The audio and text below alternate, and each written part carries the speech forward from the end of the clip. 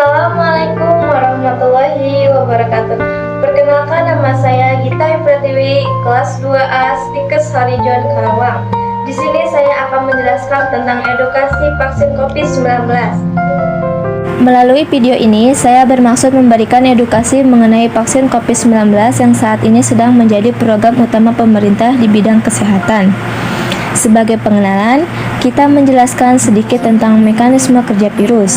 Virus yang menempel pada tubuh kita akan menjadi patogen pada tubuh. Kemudian, akan memberikan mRNA ke dalam sel kita.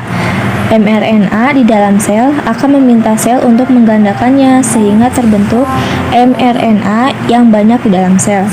Hal ini membuat sel kita menjadi sakit. Kemudian, sel akan memberikan sinyal pada tubuh untuk membentuk antibodi. Antibodi ini digunakan untuk membunuh virus tersebut.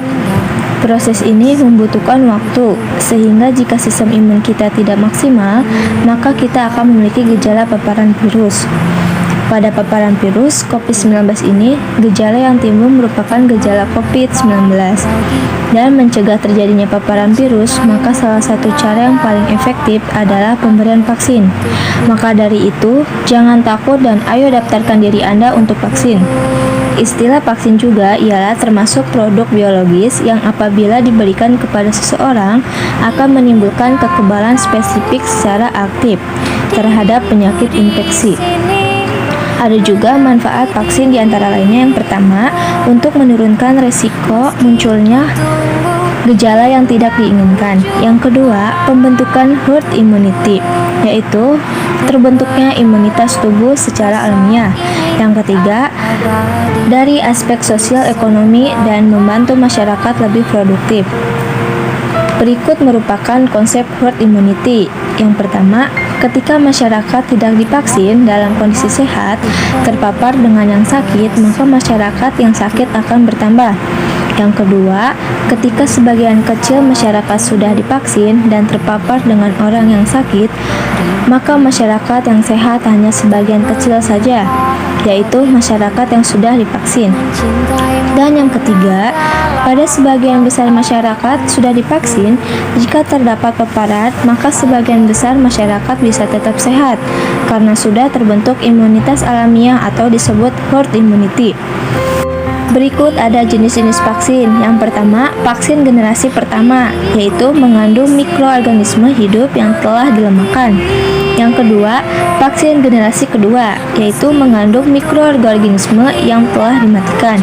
Yang ketiga, vaksin generasi ketiga, yaitu mengandung vaksin rekombinan, salah satunya mengandung mRNA. Mekanisme vaksin mRNA, ketika kita divaksin, tubuh kita sudah terlatih untuk mengenai strike yang ada di virus. Dengan cara mengambil kopi mRNA juga tersebut akan membentuk mRNA atau mRNA messenger yang akan masuk ke dalam sel dan memberikan perintah kepada sel untuk membentuk spike dari virus dalam jumlah yang banyak. Ketika ini terjadi, sistem imun akan memberikan sinyal untuk naik dan mRNA dengan cara mengaktifkan antibodi. Hal ini menunjukkan bahwa sistem imun kita sudah dapat melawan spike dari virus tersebut.